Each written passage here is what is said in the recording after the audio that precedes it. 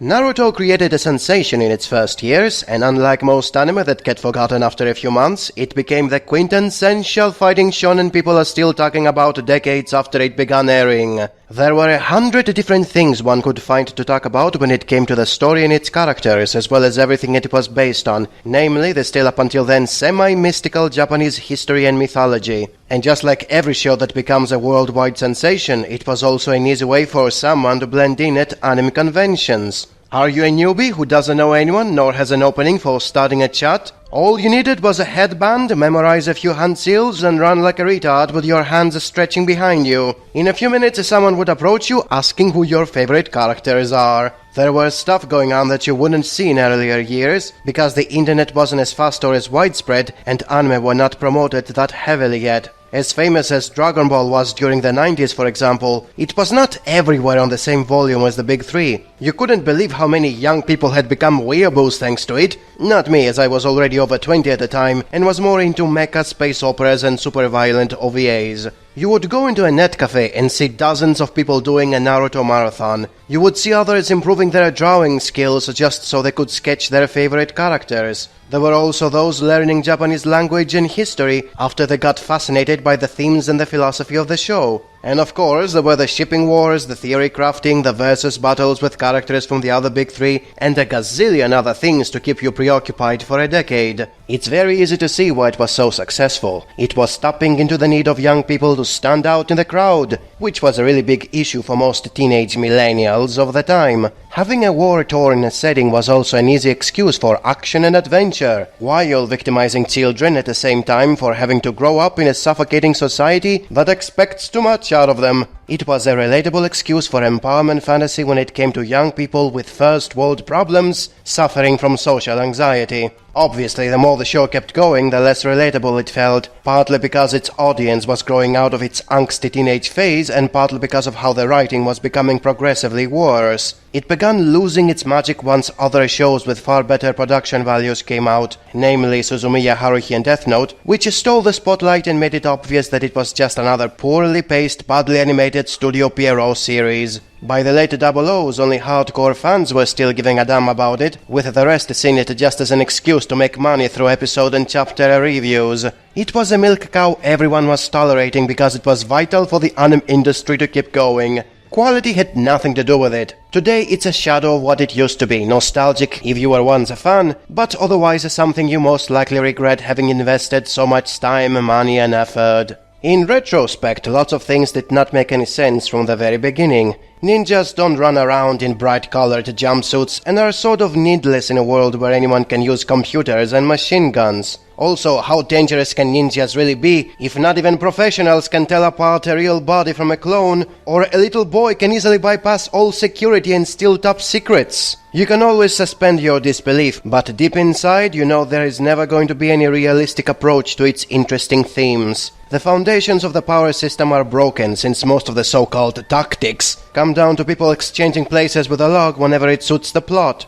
Even so, if you break it down to core elements, you can easily find 10 reasons for why it was so easy to appeal to most anime fans. It became much worse as time went on, but the first arcs are still some of the best in any fighting shonen. You knew the X-Men were about fighting a bad guy named Magneto, but what is Naruto about? Something about jumping on frogs? That never happened in the first volume. Also, like any story that is named after the protagonist, it always has to focus on him and to always validate whatever he is doing. You cannot have depth in the themes the same way you would have if the story had a broader in-scope name such as the Ninja World. It could easily move from one character to another and show his point of view without having to eventually give the moral high ground to the protagonist just because the manga is named after him. The X-Men could do that because there were hundreds of them. Not in the beginning, of course, it was always about Xavier mind controlling everyone. Naruto can't do that, which is why the protagonist is using Tak no Jutsu to have his way, and is the special chosen one destined to win from the start. And with that, let's move to the actual first chapter that starts with a bang! A huge monster destroying a village and everyone being in panic, the elite ninjas going to fight it and blah blah blah blah. This is the kind of shit that will make anyone to keep reading, if they actually were seeing it. all we see is a few lines of text. Why would you not show an action scene in an action manga, especially when it's an establishing scene? This is terrible. How did people like this? So the actual story begins with the protagonist vandalizing the national monuments of his homeland and not getting punished for it. His justification is being an attention whore, but that doesn't excuse not getting severely punished for doing such a thing to what is essentially Mount Rushmore, especially in a war-torn setting where little children get brutally killed for making a simple mistake in a school exam. There is absolutely no reason for getting away with it, besides the manga being named after him, therefore he's always right. And here is why so many kids like Naruto right away. For being disrespectful to the adults and for always acting like he is the best. What kind of a kid doesn't like the idea of flipping the bird to the adults and showing off how awesome he is, without ever getting punished?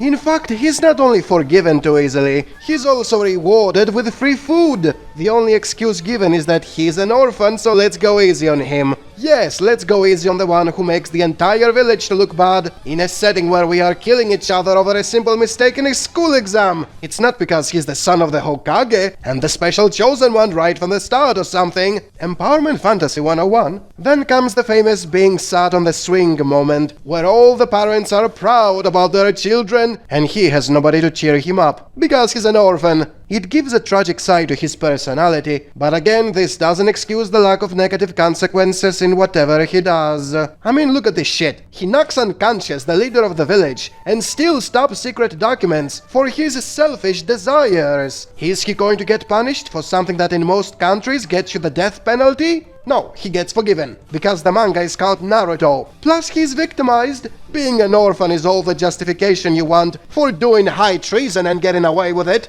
And we are not even at the part where he's the son of the Hokage and the special chosen one. So all the manga does is throwing the blame on someone else. It's not your fault, Naruto. It's this evil ninja over here who told you to attack the Hokage and steal the top secret documents. He's the one to blame for everything. It's not like you chose to do all those horrible crimes. And just to make it even easier for the protagonist to be forgiven, the bad guy starts info-dumping shit, although he doesn't have to. All he has to do is take the secret scroll and leave. But no, just for making it easier for the audience to side with Naruto, he starts laughing and victimizing him. Wahahaha, we don't hate you for being a stupid kid that constantly causes trouble for the village. We hate you because you are the fox demon. Which, by the way, it's something that got retconned later on, since he says he is the monster who destroyed the village, when he's just the host. The monster is a completely different entity inside him. Then his teacher is taking his side for further making it easier to side with him. Oh Naruto, I was like you, so I understand your pain. And I say that while I am in actual pain and bleeding to death by a dozen wounds all over my body, which means I shouldn't be able to say any of that shit because I am dying. That is why I forgive you for vandalizing our monuments, disrespecting our traditions, attacking the Hokage, and stealing top secret documents. Go on with your life, completely unpunished. It's not like you are the fox demon who will one day awaken and kill us all. There is no reason to keep you locked up.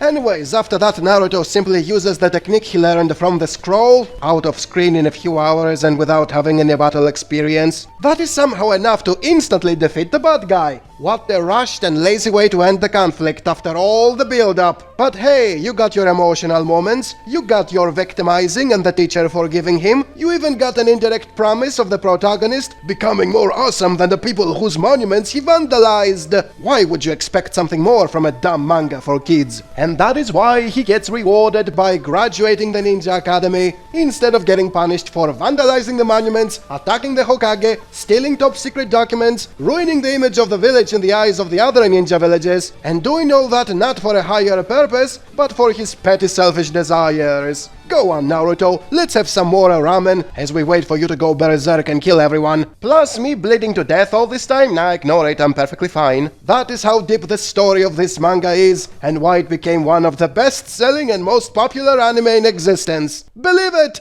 The second chapter is basically filler, since it doesn't matter in the continuity. Remember how Naruto's teacher was a slight variation of him, always trying to stand out by doing stupid shit? Well, Konohamaru is the exact same thing, a kid that does stupid shit because he wants to stand out. The circumstances are different since he wants to stop being called the grandson of the Hokage, but the way he acts is Naruto for the third time. And you should get used to it because most who antagonize Naruto will be slight variations of him. From a point on, it feels like he's fighting his Kagebushin or some shit. And of course, he always comes on top at the end because the manga is called Naruto, so from all of the variations of the same thing, he is the best one. The chapter is empty of stuff to talk about, so I am jumping straight to the end, where the two of them are so similar they become arch rivals in their quest to become Hokage. A subplot that won't matter by the next chapter. Kishimoto completely forgot about it, Konohamaru became background decoration, and by the time Boruto came around, he changed his name to Trashamaru, because the manga was not named after him and therefore he had to never be capable at anything ever again, and to be thrown in the trash.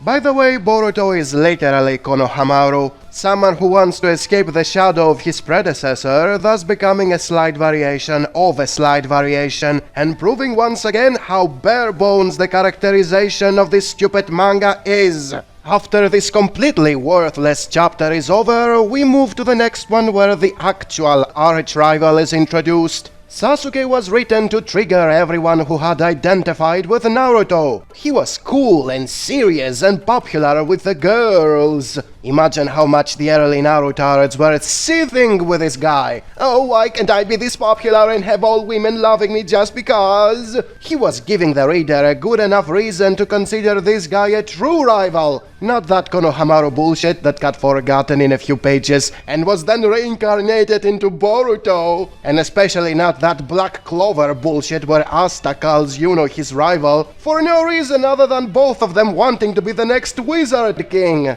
Everyone wants to be the next Wizard King the same way everyone wants to be the next Hokage. Thus the so-called rivalry doesn't mean shit. Every background nobody is as much of a rival as Yuno. Sasuke on the other hand, now that's a rival that stands out. He's popular, he's cool, he's stealing your spotlight and your women. How can you not hate him? Everyone was into it too. Look at them teasing them to fight. This is true adversity and I love it. And who can forget that gay kiss? It was cringe, but it made the male readers to hate him even more, while the female readers got their gay shipping. That is the only reason women read male-oriented manga. And when the manga is over and men move to the next hot thing, women stick around and make it a cesspool of deviance. The rest of the chapter was more a romantic triangle cringe comedy bullshit, which I am skipping entirely since it's there for the shipping instead of the plot. The next chapters can be summed up as a training session with Kakashi. He's cool as a mentor and he is teaching them all the basics of fighting and how they have to use teamwork. Important stuff in terms of character fleshing out, but like all training sessions, they tend to be boring and you skip them in a revisit. It's not dull compared to the X-Men training sessions, but the plot is going nowhere. It's why the fleshing out should be happening as the plot moves on, or at least something needs to be happening at the same time as the training session, for spicing things up or for showing there is pressure of time. It's why a later training session, when Naruto is learning Sage Mode while Pain is invading Konoha, feels far more exciting than this one. Something I want to point out is how many of the tactics are coming off as plot armor rather than being smart. As much as I liked the early fights,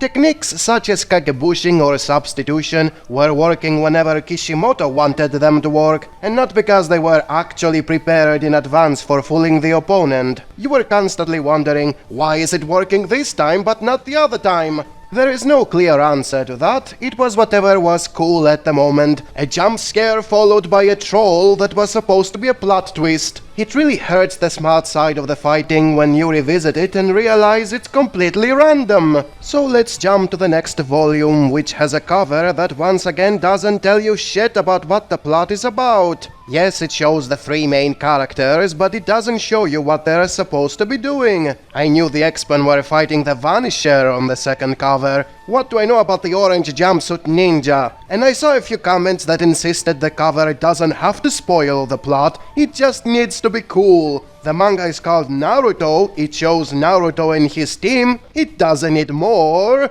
Yeah, and then you read the damn thing and you realize it's Kakashi and Zabuza who are moving the plot forward. The main characters are dragged along, so why would I be complaining about the cover being misleading instead of showing Kakashi fighting Zabuza? Anyways, this is also where the manga turned into a damn video game. The ninja classes and the way missions are separated into difficult classes and how the setting has rivaling ninja villages are functioning like any video game with a guild that gives you daily missions. And yes, I know there actually were guilds and classes of ninjas in the past, but they didn't function like a video game. The village elder was choosing who would go to which mission, you didn't have a say on the matter, and you weren't locking a mission just for your team. Anyone could fulfill any and as many requests regardless of how difficult they were, or if someone else was on it as well. Furthermore, it makes it seem like the main characters know absolutely nothing about the damn world they are living in.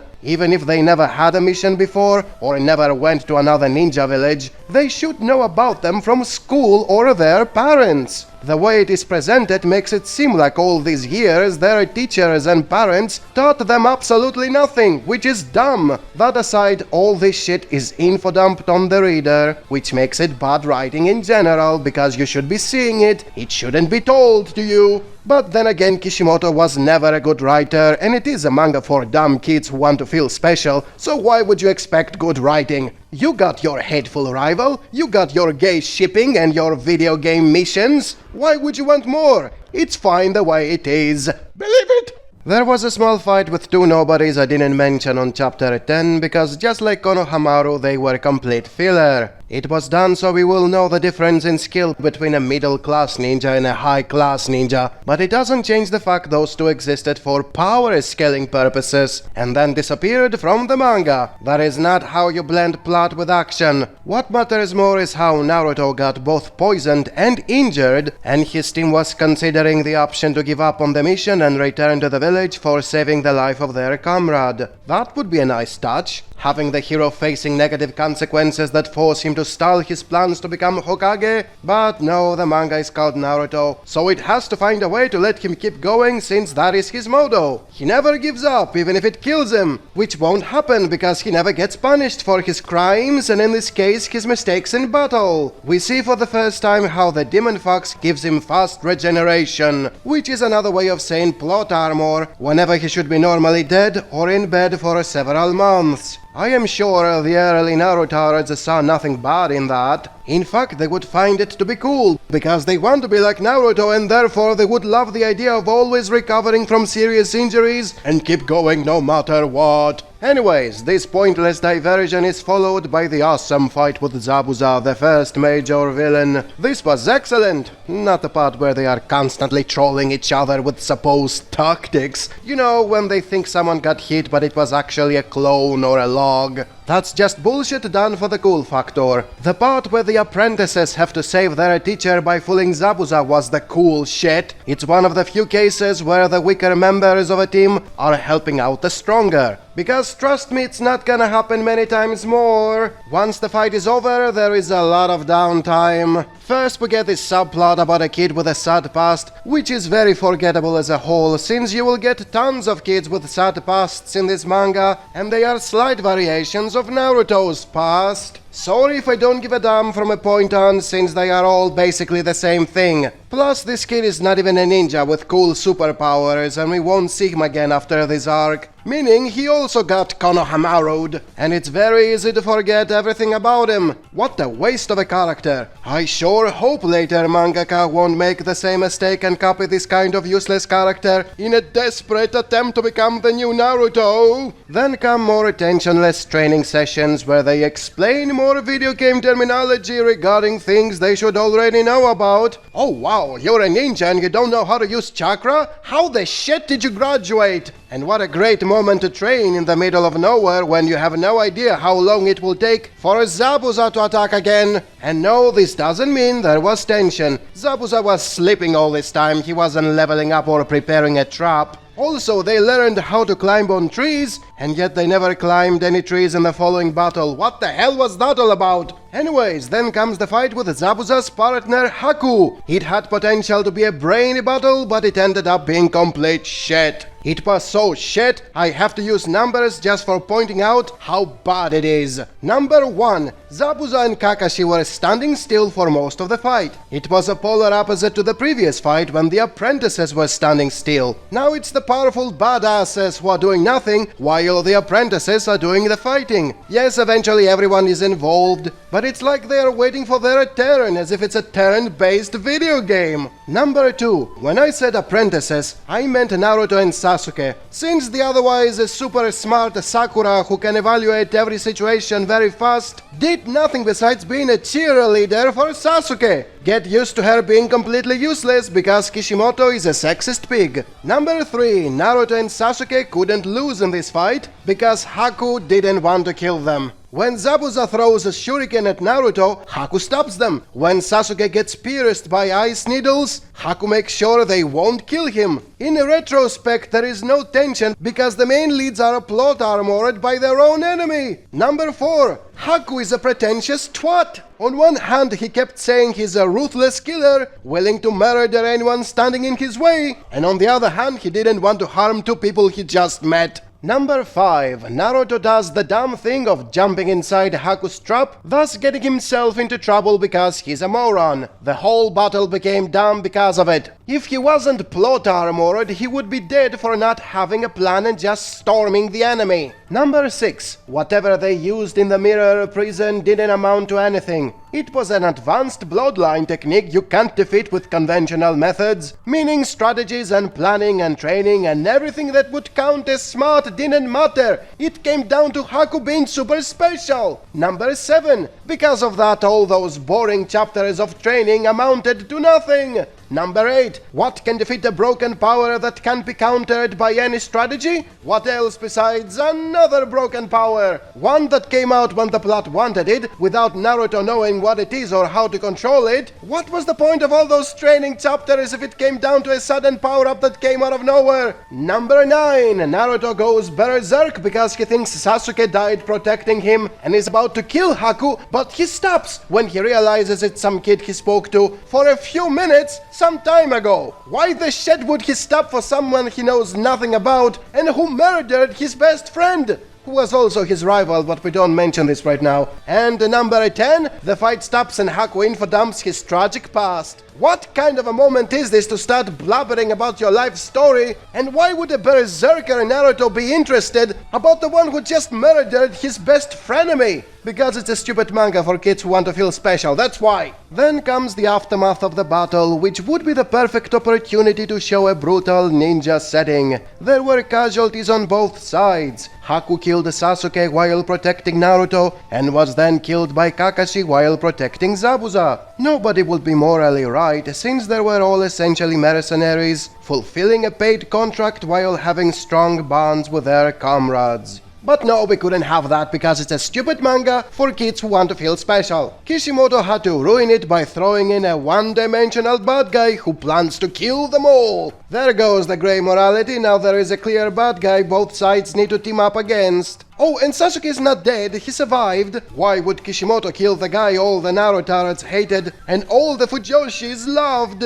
It's bad marketing. Who cares if it destroys the heavy atmosphere of the war setting, or if there is no in-story explanation for why Haku didn't kill him when he was supposed to be a ruthless killer and everyone was sure Sasuke was dead for so many chapters? Just cry for being fooled into thinking he was dead, and laugh for having him back as the main rival of Naruto! That's the only thing this stupid manga for kids who want to feel special expects from you to do. This is the breakdown of the chapters thus far. As you can see, I didn't like many of them because the writing is bad. If I was Kishimoto's editor, these are the changes I would have made for making it better without changing the plot. First, I would remove Konohamaru, those two nobody ninjas on chapter 10, and the sad kid in the village during the downtime. They were forgettable filler. Then I would turn the boring training sessions into flashbacks during the fight with Zabuza and Haku. It would make the fights to last longer, which the shonen turrets would love, and there would be some dumb tension while they are learning something. Then I would keep the stupid video game terminology about missions and guilds as an appendix that happens after chapter 9. And the ones who do the explaining would be the three main characters, not Kakashi, since it's very basic stuff they should know about from school. Then I would merge the two fights into one, meaning Zabuza and Haku would have attacked at the same time.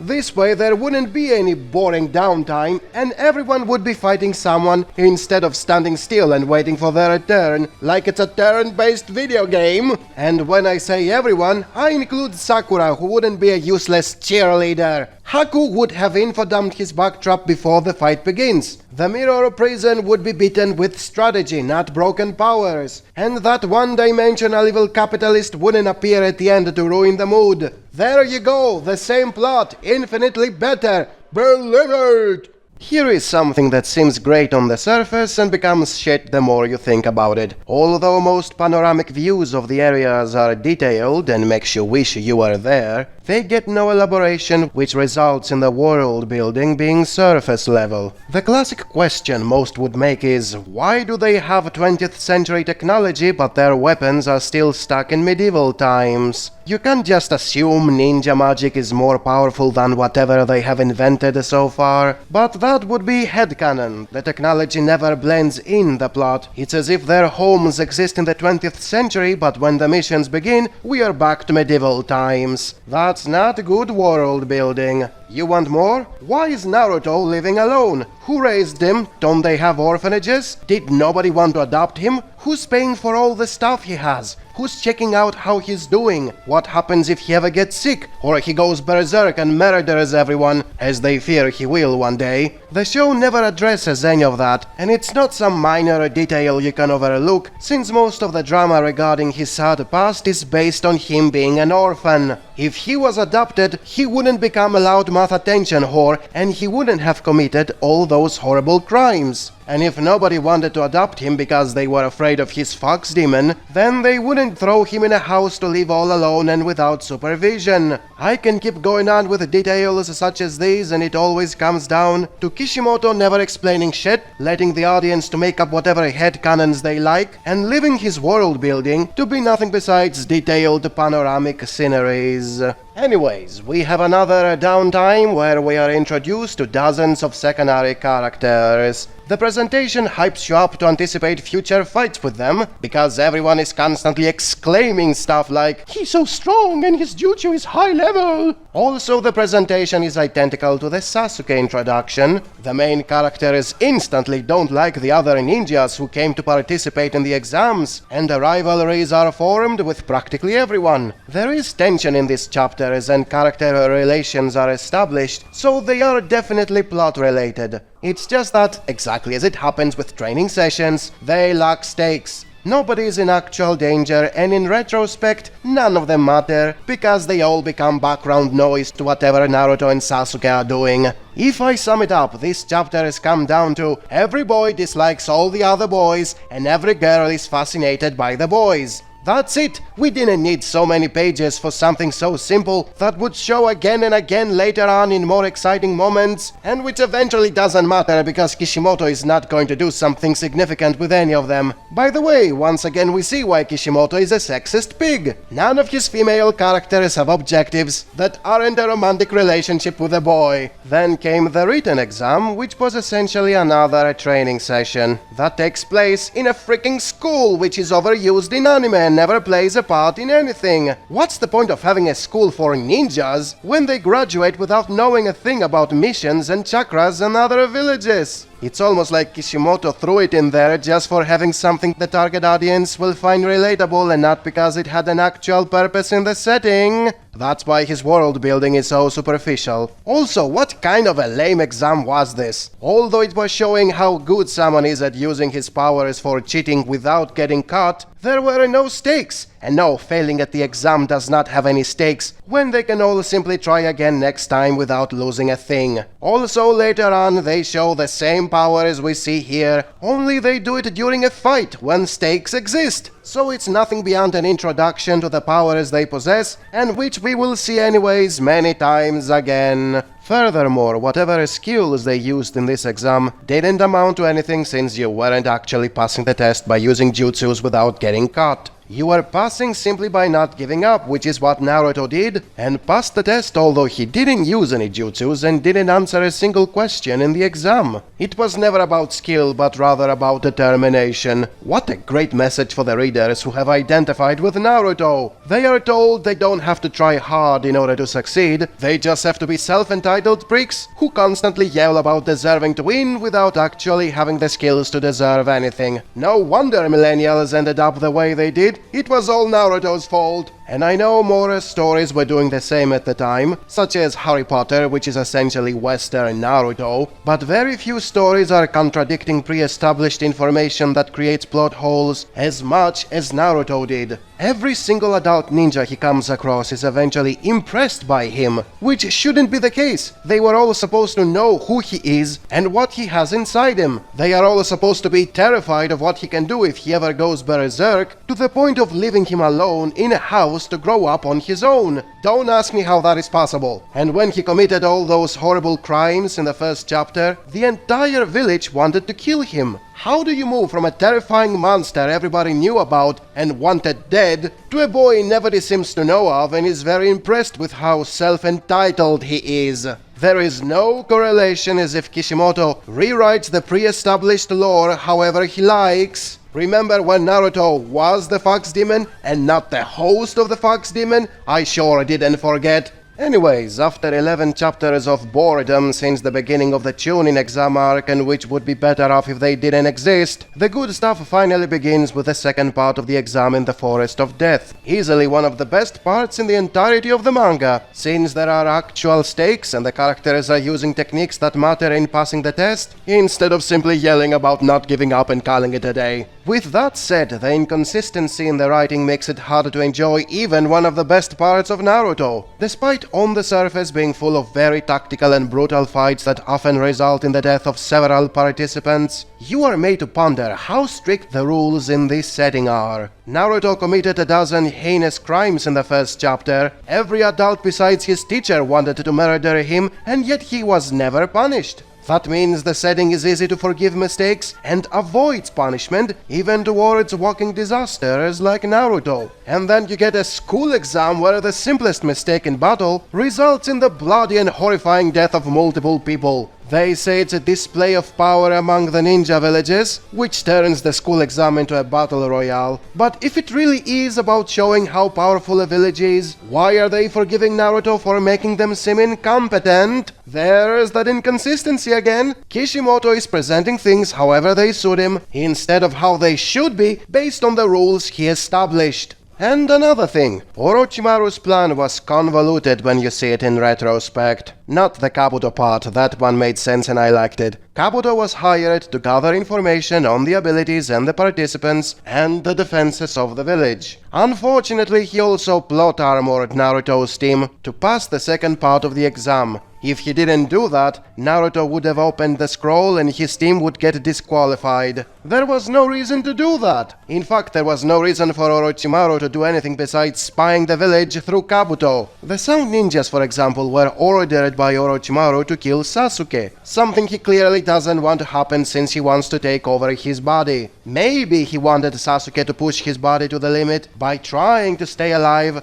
but how was he so sure the Sound Ninjas wouldn't succeed in killing him? After he attacked Naruto and Sasuke in the forest and completely ignored Sakura because she's a useless cheerleader, they both fell unconscious and the Sound Ninjas attacked. How was Orochimaru sure they would fail to kill Sasuke? His only protection was freaking useless Sakura, who couldn't even stand up, and her greatest achievement was cutting her hair short. The only reason the main characters didn't die in that scene was because the other Konoha ninjas were conveniently close by and conveniently cared to help, although they were all supposed to be rivals, and conveniently jumped in to save them in time. Do you know the odds of this thing happening so perfectly? Especially when it wasn't arranged by Orochimaru? There was no way he knew the other ninjas would help them out, as there was no way he would endanger his precious body like that. Therefore, the whole thing was bad writing. And there is more. Orochimaru posing as one of the participants was a plot hole. He had to go in the forest for giving Sasuke the curse. But why did he have to assume the identity of one of the participants? Because there was no way you can enter the forest without a disguise?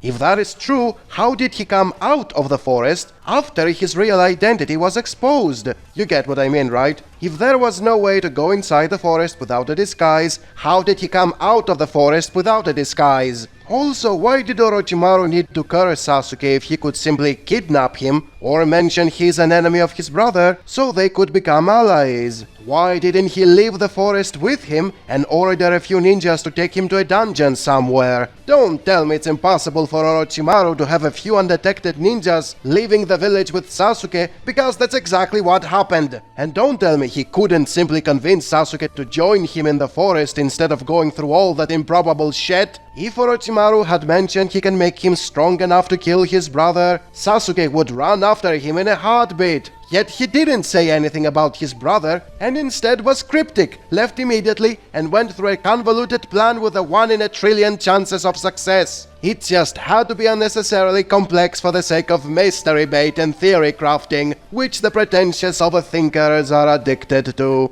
The third part of the Chunin exam is a tournament arc, which has all the ups and downs of the trope. On one hand, it gives the spotlight to two characters that are fighting, and because it is a shonen, it lets them talk endlessly about their pasts instead of just fighting before revealing their super special moves.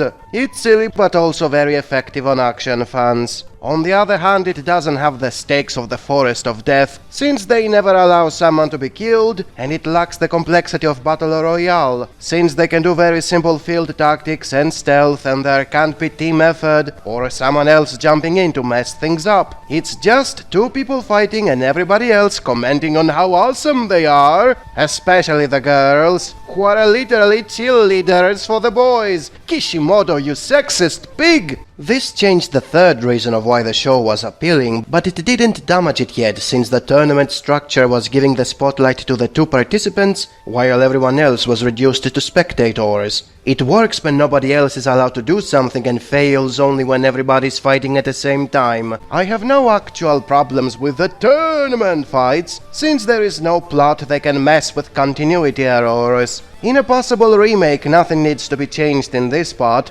However, I will point out that, thematically speaking, the best part was also the worst part. Team Guy had the most memorable fights, both in action as well as in depth when it came to the underdog theme. Each member had something to say about it, and by each member I don't mean Tenten, who is more useless than Sakura and never offered something important to the story. She never got a backdrop, she didn't last at all in a fight, and she instantly became background decoration because she's a girl and Kishimoto is a sexist pig. So let's talk about Lee, the real underdog of the show. It wasn't Naruto, who we were supposed to believe he's an underdog, although he had a super special demon fox, and a super special family which made him immune to punishment, and a super special prophecy that made him the chosen one with a secure victory from the very beginning. It was Lee, the one who could never use ninja magic and had to train hard in martial arts for making up for the things everybody else could do but not him.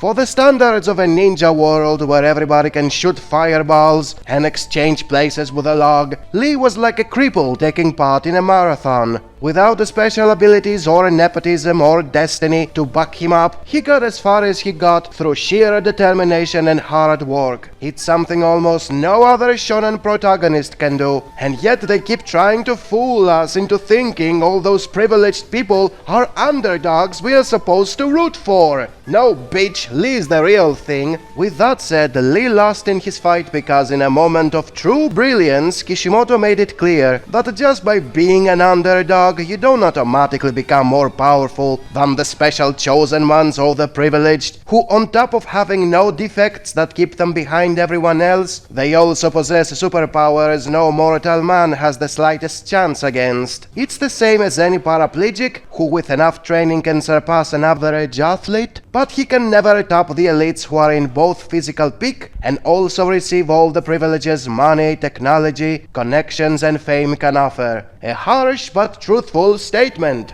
After that, there is another downtime between the first and second phases of the tournament, where we once again get a lot of info dumps about chakra that everybody should already know about, as well as more training sessions for learning new skills and shit. If it was just that, I would find it equally boring as the previous training sessions and info dumps, and I would have them removed or turned into flashbacks during more exciting moments. But that's the thing, there is also the conspiracy to invade Konoha going on at the same time. There is tension and stakes and mystery and all of the good stuff which keeps your interest high the whole time. Therefore this downtime is fine the way it is. This is how you do a training session right. Then comes the second phase, where the other member of Team Guy says the other thing about underdogs. The winners are born because they are chosen by destiny. Lee could never win because he wasn't born a winner. Then Naruto has the nerve to preach about never giving up and not giving a damn about destiny, which in retrospect makes him a hypocrite, since he is not an underdog himself. He would be dead in the first chapters if he wasn't relying on the Demon Fox power. He would have lost in this fight if he didn't have it. And guess what? He is the chosen one, so Naruto's moral preaching is bullshit, since Neji was right all along. The thing is, I don't know how much of this mess was Kishimoto's fault, and how much was his editors messing up his themes. If you read the original concept he had for the Naruto manga, it was completely different. They told him to change a lot of shit, such as adding a school. Back then, Kishimoto considered his best work to be a mafia manga about adult assassins. He had hundreds of pages done, but it never got greenlit because it was too adult for a shonen magazine. The millennials who were reading this shit didn't want mature themes or good storytelling. They wanted an obnoxious, self-entitled kid who just yells and complains about how unfair has his life been to him, although he was always privileged. Someone who never gets punished because his dad is the big boss, who never loses because he possesses hacks abilities no mortal man can defend against, and who has no reason to give up since destiny has predetermined his victory. That's the shit that gets a pass in Shonen Jump, not the other one about the adult mafia. So it's not entirely Kishimoto's fault here. He had editors who were supposed to point out the hypocrisy, and yet they let it go as it is. Or even worse, it was their idea all along and Kishimoto had to play along because it was his job. How's that for a moral message aimed at millennials who want to be like Naruto? One of the staples of shonen tournament arcs is that they have to be interrupted when they get close to the end, and more specifically once everyone has revealed his hidden powers. Things would get predictable once that happens, thus for keeping the chaos and mystery going on, there needs to be an interruption. In Naruto's case, it's other villages attacking Konoha and everyone fighting each other to the death. And when I say everyone, I don't mean Sakura, since she exists only as a cheerleader. Despite constantly telling us she is a genius that solves any problem with her brain, she does absolutely nothing in terms of fighting and is why everyone calls her useless. Anyways, Orochimaru reveals himself as the mastermind behind the attack, and although in terms of rule of cool it was awesome to see him manipulating everyone with a plan that had so many layers in its complexity, you are still made to wonder if the setting makes any fucking sense anymore. As I stated before, Orochimaru's plan is just way too complex for its own good. For all that stuff to happen as he wanted it, there were 100 factors that had to work out perfectly. Having backup plans would be nice, but there don't seem to be any. Controlling the Sound Village, manipulating the Sun Village, and having spies in the Leaf Village are all part of Plan A. that is not practical. Also, there doesn't seem to be any way for the village to defend itself against any of the stuff he was doing so far. Just like the battles are full of fake tactics in the form of clones and exchanging places with a log, stealth in the series is impossible to counter. For some reason, hundreds of expert ninjas and the Hokage himself can't recognize any of Orochimaru's disguises. They can't figure out he's impersonating someone or even realize the body language and the type of chakra the one is using in front of them differs from the person they know of. Meanwhile, rookies like Sasuke and Sakura can figure out a Naruto impersonator almost immediately. And not just once, but twice. It's this kind of shit that constantly takes you out of the experience. The fight that follows between Sarutobi and Orochimaru has the same issue. It's a cool display of epic level techniques, but there doesn't seem to be any balance to them. Why can't anyone break the barrier they are fighting in? Why isn't there any way to counter it? Despite the tournament arc getting interrupted, it still plays out like one, with this convenient way for the duel to not be interrupted by other ninjas and to relegate them to mere spectators and commentators. Everyone has a one-on-one fight and everyone else is just looking at them. Another really imbalanced ability is the resurrection jutsu that allows someone to summon the dead to fight for him. The cost for it feels so cheap. By sacrificing a few of your low-level underlings, you can summon the most powerful dead warriors to fight on your side. And it's not a one-time thing either, you can summon these guys indefinitely with a barrier that conveniently never breaks. Holy shit! The power system completely collapses because of such things. Anyways, then comes the fight with Gaara. All three members of Team Kakashi are there. Sakura is useless as usual and turns into a damsel in distress. Sasuke has a short fight but is overpowered quickly. Unlike Sakura, this event was not used just to show how useless he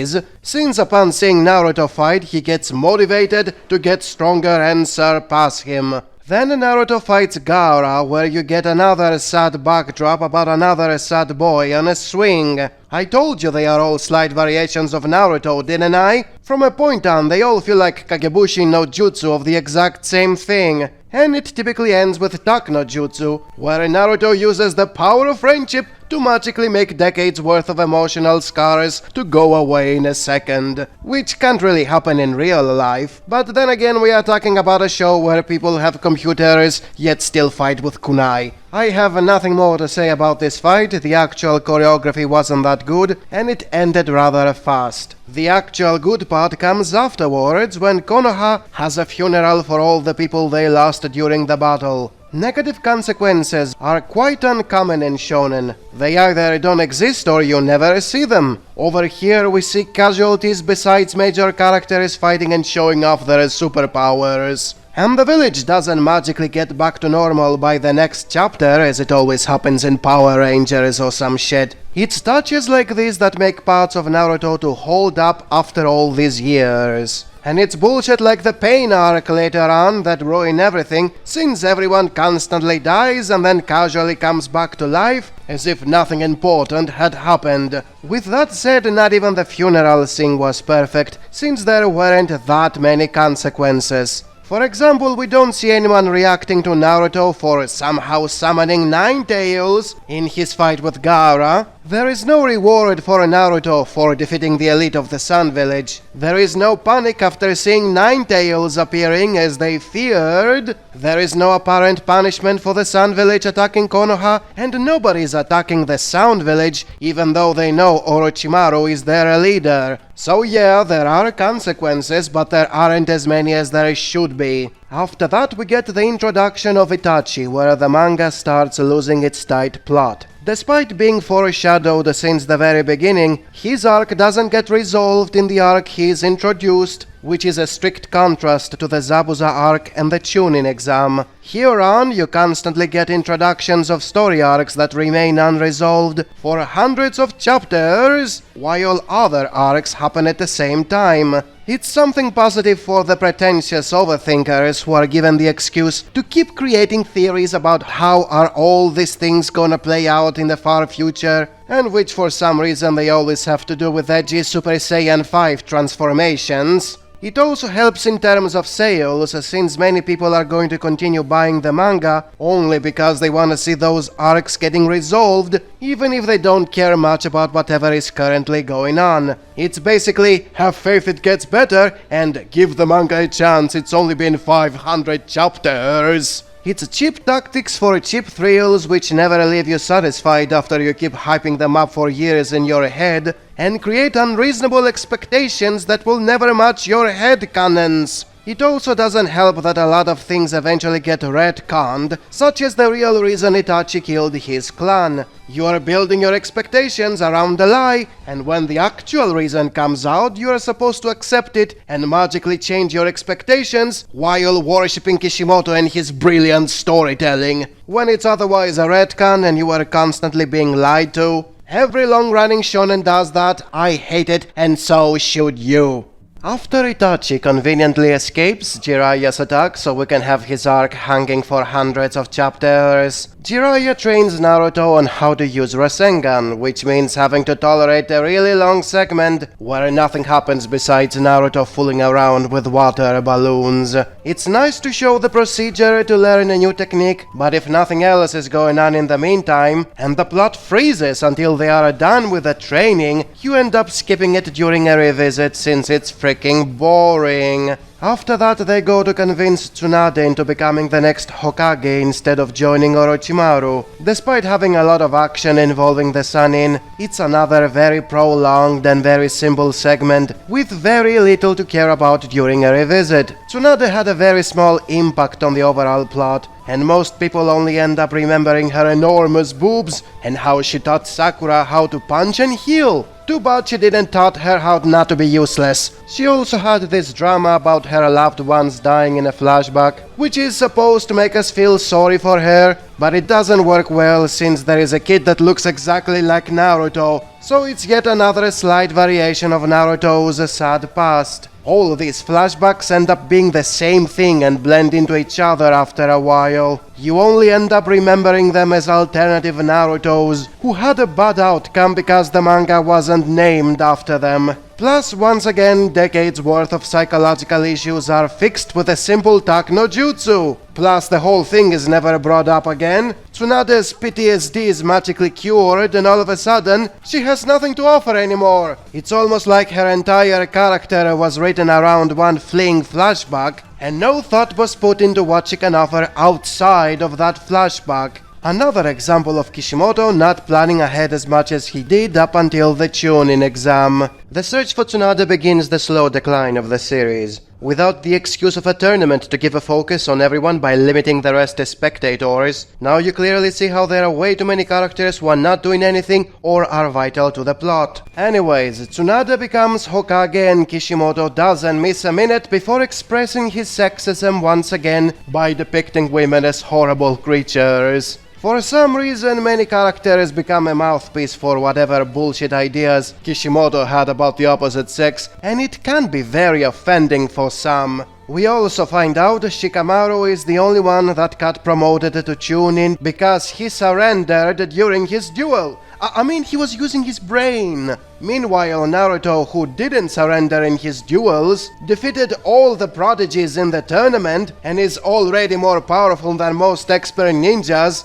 doesn't get shit. Because what? He wasn't using his brain when he outsmarted Neji? Or used the giant toad in a creative way for defeating Gaara? Boy, Kishimoto sure likes treating us like idiots, doesn't he? It would be nice if we were getting an actual reason for why Naruto didn't get a promotion, such as the elders being afraid of his power or him not being in control of his abilities yet. But we get nothing. He just didn't get rewarded despite doing so much, just so the supposed victimizing that makes him relatable to the teenage audience won't go away. We don't want Naruto not to feel like an underdog that society treats badly, do we now? Also, Lee's supposed permanent injuries go away and he can fight once more instead of remaining a cripple for the rest of his life. Because it's a shonen and there is no such thing as permanent negative consequences if you are a popular character. Who gives a shit if it ruins the dramatization of the character? What matters is being back in action to hype the immature kids who want to see hand seals and to make lots of money by having said character in toys, fighting games and gachas.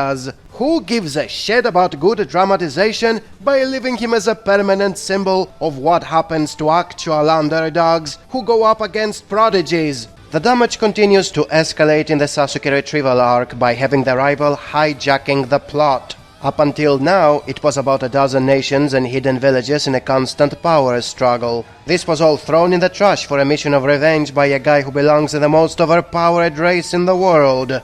Naruto completely forgets his quest to become Hokage and spends most of the rest of the series in an almost homoerotic quest to bring back a guy he barely knew for a year and who was constantly stealing his spotlight. Sasuke's motivation for betraying the village was foreshadowed and excused from the very first episodes. Naruto's motivation for wanting him back so much wasn't. And after 30 chapters of nothing actually important happening, Sasuke finally snaps and wants to join Orochimaru for becoming strong enough to kill Itachi, something he could have done since the Forest of Death if Orochimaru's plan wasn't so convoluted, and he was sure Sasuke would agree to join after treating him like garbage. How did his plan even predict Itachi and Naruto beating him in battle after the invasion had failed? It didn't, it was all plot convenience. And so are the 4 sound ninjas still being in the village. How the hell did they remain hidden all this time? Did nobody search for enemies? Isn't there a whole division that detects foreign chakra or some shit? Where did that crystal ball that can spy on everyone go to? Why are the defenses paper thin when it's supposed to be the most powerful ninja village? Anyways, a whole bunch of chapters of nothing happens pass again until Sasuke finally decides to leave the village. In the meantime, there is a lot of slice of life drama where people are just talking non-stop about bullshit that doesn't matter. Some may call it world building, but for me it was a waste of time since nothing came out of any of that slice of nothing happens bullshit. It all comes down to Sasuke leaving the village and Sakura being once again a completely useless cheerleader whose whole life is defined by a teenage crush. Instead of informing the adults about what is about to happen, thus preventing 500 chapters of gay chasing, she tries to talk no jutsu Sasuke into not leaving. Unfortunately, she's not Naruto, she's a girl, and she's Sakura, so it obviously doesn't work. Anyways, Sasuke leaves the village with those 4 sound ninjas, and the best team the mightiest ninja village can form for bringing him back is a bunch of low-class kids. Not a single elite, they are all supposed to be preoccupied or some shit. So these kids run after Sasuke, but fall in a trap that sucks their energy. Luckily, the fat one has brought Senju beans over from Dragon Ball that instantly restore their power. How convenient that such a thing wasn't shown so far, and here it is exactly now that they needed. Also, for some reason, ninja tools that let you store chakra in them are not allowed in tournaments, but magic pills that constantly give you chakra are a-okay. Why the shit can Choji use pills in a duel, but Boruto can't use a chakra hand device? Screw you, Kishimoto! Next up, the low-class Konoha ninjas are fighting the sound ninjas. In terms of action, this part is great, since they are constantly one-upping each other with all sorts of power-ups and tricks. In terms of emotional engagement, they are basically filler. These sound ninjas didn't get any build-up compared to the previous sound ninjas in the tournament. That includes Kimimaro, the only one who had a flashback and a bit of fleshing out. It still means nothing because it's yet another slight variation of Naruto, and he gets completely written out of the plot as soon as he dies, on his own. The problem here is that the objective is Sasuke and it's the same for everyone. Way more simple compared to the tournament where there were dozens of teams, and everyone had his own agenda. So as long as you have a representative from each faction, in this case Naruto and Kimimaro, the rest are support cast who delay the inevitable with secondary fights that don't really matter. They would matter if a good guy had died or was relevant in the next arcs, but that didn't happen. All the good guys survived for the sake of not being relevant ever again, which in a way is a fate worse than death. So yeah, you can remove the fights with the sound ninjas, continue immediately with Naruto finding Sasuke in the waterfall, and you won't tell the difference. By the way, this is where Rock Lee comes back into action after he got magically healed by Tsunade. The scene where he was told he would never fight again was super sad, so everyone rejoiced when he was able to fight again. Essentially, Kishimoto brought his fighting skills back for the hype and even gave him a drunken mode without any foreshadowing. Because why not? It's not like the theme of the underdog who doesn't stand a chance against the prodigy means anything anymore, when he can heal and try again just like that. So much for thematic depth, let's make him a funny drunkard and completely forget the tragedy he went through. Needless to say, he also becomes irrelevant here on. This is also where the Sand Ninjas jumping to save the Konoha Ninjas. It's another hype moment since now they are good guys and fight as allies. Kishimoto didn't bother to have any build-up regarding their change of heart. In fact, he didn't bother to show how their village was punished for attacking Konoha. All the death and destruction they caused gets completely forgotten and now they are good guys for some reason. Thematic depth, what's that? Throw it away for the sake of hype moments where people keep jumping in a fight without any build-up. Oh, and make sure to never make them relevant ever again, because Naruto's Talk no Jutsu cured them from evil. Then Naruto finally gets to Sasuke, and the fight itself is not as interesting as the clash of ideals behind it. Naruto's side of the argument is very weak, since his only motivation is calling Sasuke his best friend, although he was constantly viewing him as a rival, and even then he doesn't know him for that long. He cares way too much compared to the other children he grew up with. Come to think of it, why does he have friends? Wasn't everyone ignoring him his whole life because of the fox demon inside him? The whole thing is presented very poorly since Naruto magically changed from a person with no friends to a person who has friends, and the best one amongst them being someone he knows for a year and considers his greatest rival. Sasuke's side of the argument is far more compelling since there is a long flashback that shows how his family treated him and his brother, and how elitism got to such levels Itachi ended up killing his own clan for being held back as a prodigy amongst prodigies. Unfortunately, this whole thing is going to get retconned later on, in such a way that it will be nothing like what you were told here. In retrospect, this flashback loses a lot of its emotional gravity when you know you're being treated like a fool. After that, there were about 100 episodes of awful filler nobody cares about. Shonen Jump was paying actual money for them just to make sure the Narutards won't lose their interest by the time the show continues normally. That's right, Studio Pierrot couldn't stop making episodes, even if they were awful, because that would kill the popularity and everyone would lose their money.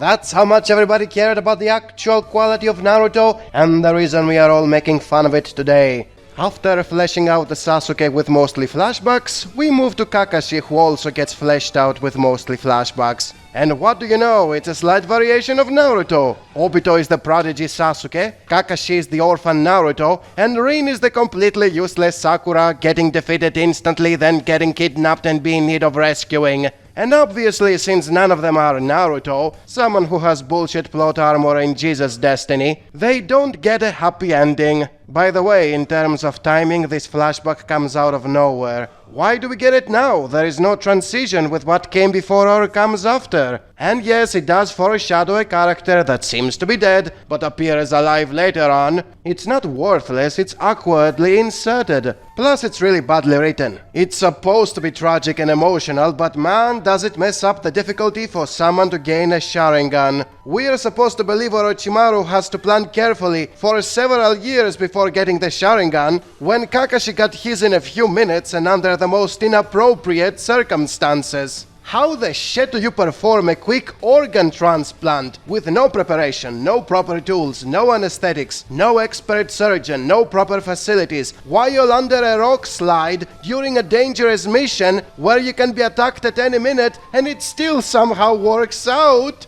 Plus, Kakashi can instantly use it for defeating elite ninjas. He doesn't have to wait a few days for the organ to be accepted by his body. He He isn't dizzy by losing a gallon of blood. He's not in tremendous pain for losing an eye. He isn't disoriented by getting a new one that changes his perception. And the patient who was bleeding to death and got crushed by the rocks didn't fucking die? If it's so damn easy to get a Sharingan and so damn easy to use it right away, then why doesn't everyone have a dozen Sharingans? And yes, I get it, it's a manga aimed at children, it doesn't have to be realistic. But it pretends to be serious while breaking its own in-series logic. Super intelligent Orochimaru has to waste decades inside super advanced laboratories, performing thousands of human experiments, covering his whole body in bandages whenever he makes a body switch, and it still doesn't work out as planned. At the same time, it completely devalues the importance of the special eye technique, because it's no longer something only the Uchiha can use. Any rookie can get one with a quick organ transplant in the middle of nowhere. This is completely retarded and it shouldn't have happened. And you know what should have happened, but we never got it? The coming of Minato and how he saved Kakashi. Kishimoto didn't show it. He just said Minato teleported in, defeated the enemy, and saved the day. This is not just plot armor, it's also horribly handled, since he threw in a quick explanation and called it a day. It's supposed to be a very important event and he skipped it entirely. He has pulled an excuse in a single speech bubble and then didn't give a shit. And that is why the Kakashi flashback was complete trash and nobody should defend it. We have a time skip at this point. A few years pass. All of the characters get slightly taller with slightly different clothes. They also keep on saying they are smarter or stronger, and then the plot continues in the exact same way, making the time skip completely pointless. The excuse of having to train for years so everyone can be able to fight the Akatsuki or Orochimaru can possess another body mean nothing as far as the narrative is concerned. It's just mindless power scaling bullshit, not different from Dragon Ball, where everyone trains for years out of screen and is then stronger. If there is no character development, no change in the character dynamics, or the world hasn't changed a bit, then there is no point in having a time skip. Kishimoto was just looking for an excuse to resell toys of the same characters, with slightly different clothes, the same way Toriyama is reselling the exact same characters, with a different hair color. Also, the pacing was really dragging here on. They were constantly throwing in filler scenes to slow down progression and stay away from the manga. That killed most of the excitement the earlier, faster in pacing episodes had. So, the first mission after the time skip is about saving Gaara, which is the exact same mission as saving Sasuke, but with a character that most viewers don't care as much about. Gaara was at his finest when he was an edgy murderer during the Chunin exam. After Naruto cured his decade-old psychological issues with a friendship speech, he became a generic Naruto clone with no relevance to the plot, besides being a male damsel in distress. He doesn't have much appeal without his edginess, so being saved in time doesn't have the same weight as saving Sasuke, who is still edgy as fuck. So the leveled up newbies had to save not Sasuke and have to fight not Itachi along the way. It was a waste of time since the enemy was not real and the plot did not move forward. It was done for power scaling issues, just to show Naruto and his friends are now capable to fight powered down versions of the Akatsuki. Beyond that, you can skip this fight the same way you could skip the fights with the sound ninjas, since none of the good guys died and nothing came out of it. So, the heroes reach the place where Gaara is at and trigger a trap that teleports them in a different location where they fight mirror images of themselves. It's a bullshit way for Kishimoto to exclude most that were in the mission and didn't really matter. So basically he overstuffed the rescue team with characters he didn't plan on using and then stalled the plot with a fight that went nowhere. All in the name of just having them there to show off a few special attacks and to then make them completely irrelevant for the rest of the story. See why the Chunin exam was the peak of the manga? When everyone was a separate team with their own personal agenda? As soon as everyone has the same objective, the writer has to keep finding ways to remove them from the plot since he doesn't need more than a handful. This issue never goes away. Kishimoto will keep overstuffing his arcs with characters that are not needed and will have the audacity to refer to these cheap plot devices for keeping everyone out of the action as very smart tactics. Ah yes, it's so smart to create teleportation traps for your enemies so they can come after you after a couple of hours, instead of making a big bomb that will kill them and they will not come after you ever again.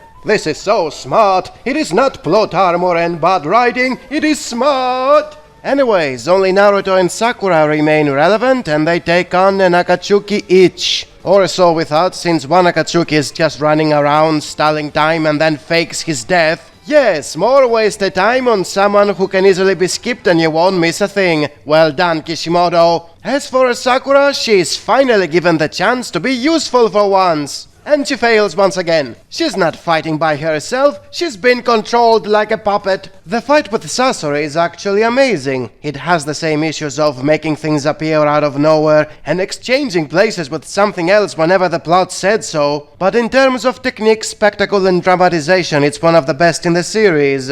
The only thing that ruins it is the aftermath when that granny sacrifices her life for saving Gaara. I'm sorry, am I supposed to care about a character who just got introduced and who was about to die anyways, saving the life of someone who was technically dead and not even relevant to the plot anymore? And what happened to the rule that said you can't survive without your multi-tailed beast? Easy on the retcons, Kishimoto! This instantly killed another good point of the show, deaths being permanent and meaningful. After this event comes one arc that can easily be labeled filler. It's about a rescue mission, for the third time in a row. They introduce Sai, a character with no emotions and thus no presence no matter what he does. He also had a tragic past, which doesn't mean anything after 100 slightly different tragic pasts. And they were constantly reusing clips from earlier episodes as yet another cheap way to stretch the duration with needless flashbacks. We don't need to be remembered how fun it was before Sasuke left the damn village. We remember it just fine.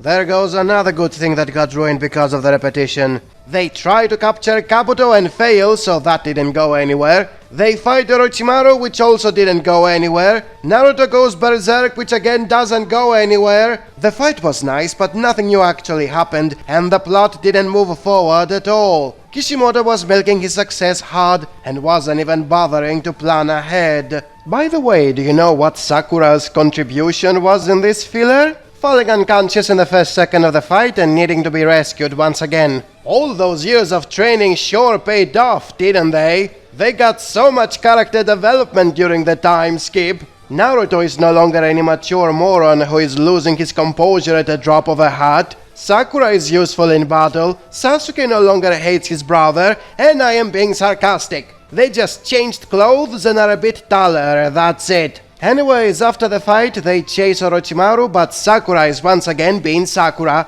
so they stop the chase for saving her for a second time in a few pages. This somehow gives them the time to read Sai's book, which is supposed to be super serious, but it's not. He just had a sad past which doesn't amount to anything. Then they go to Orochimaru's hideout and guess what comes out of it? Nothing. Then comes yet another training arc where all of a sudden we find out the shadow clones share knowledge with the original and can be very helpful for espionage or even training. Something like that changes completely the style of the show, and it's a major retcon since we never saw anyone using such a thing before. So why doesn't everyone use clones for espionage or training? The fights would include nothing but clones and nobody would be any danger. And nobody would be in any danger. Also, why didn't anyone tell Naruto of such a vital detail when he could create 1,000 clones since chapter 1? As if one retcon wasn't enough, they also shoehorned the 5 elements which I am sure Kishimoto included for the sake of making video games and card games based on Pokemon logic. Special attacks were using elements before, but they were never working like rock, paper, scissors. Fire was never shown to be countered by water in specific. They could use anything. Why the shit are they including it now, when it was never playing a part in the fights, and believe me, it never will. In fact, by including them, stealth and field tactics become a lot less important, because now what matters is if you can counter a fireball with a water shield. The fights become dumber that way. You can't even excuse it by saying elite ninjas are too good and never get fooled by stealth and field tactics. because they still totally do. Even though space ninjas don't have a way to tell apart a fake copy from a real one. Also, we see once again that Naruto learned nothing during the time skip, despite training with a legendary ninja. It's another example of Kishimoto no longer planning ahead, making time skips to be pointless, entire arcs to be filler, and new mechanics to be introduced without making any sense based on what we had seen so far. The next part is not a rescue mission, it's a revenge mission for the death of an ally. I almost wish Gaara had died and this was the following arc. It's where Shikamaru shines and where strategies still matter half the time, even by including the stupid video game elements. The fight with the next two Akatsuki was incredible, and for once, a secondary character gets the spotlight. It should have been like that for every team in the Chunin exam. Everyone should have gotten their own arc instead of wasting so much time in running after Sasuke, only for nothing to come out of it. Neiji's team got the middle finger in Gaara's rescue mission, and all we got from chasing Kabuto was that forgettable Sai character, who, unfortunately, even this arc ended in a Dragon Ball fashion. While everyone else was using tactics and cunningness for defeating a stronger opponent, the protagonist simply trains, comes to the rescue, and one-shots the bad guy thanks to the power-up he just got. No tactics, no cunningness, he's just stronger than him because of a speeded-up training session. And that's how, despite winning the fight, the Naruto you knew is dead. Now it's all about one-upping each other. Speaking of which, Sasuke also gets a power-up at this point by betraying Orochimaru and stealing his powers. The first thing he does is to spend a dozen chapters in forming a team that was supposed to do something important but never did. Just like with the other 99% of the characters Kishimoto created, he had no plans for them and they remained forever irrelevant. You know who else remained forever irrelevant? Deidara. Aside from capturing Gaara, he spent the rest of his screen time in running away from Naruto and then dying needlessly from Sasuke. What was the point of that? Did he think he was stronger than Itachi? Despite going out with a bang, his death had no impact, and everyone forgot about him almost immediately. Because who gives a shit about Deidara when the next event is an epic fight between Jiraiya and Pain, which ended with the death of an established and lovable character who didn't magically return to life later on. It was an actual, significant, and permanent death, something very rare in shonen anime. That alone makes it one of the saddest and most memorable scenes in the whole series.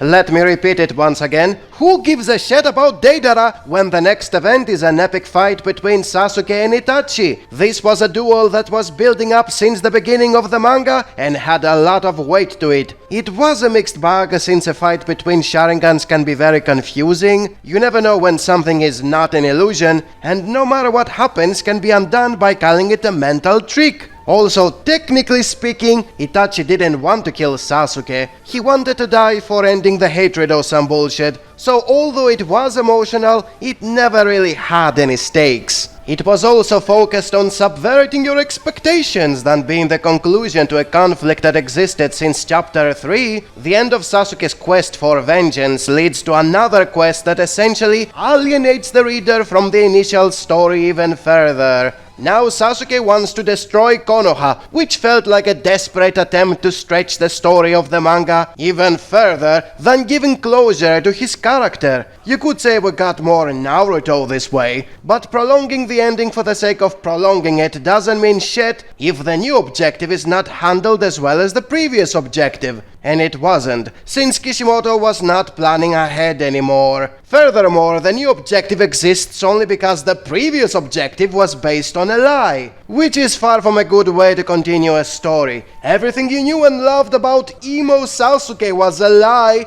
Now enjoy this completely different plot. It made the main rival of the series to constantly flip-flop on what he wants and to be on a non-stop killing spree just because.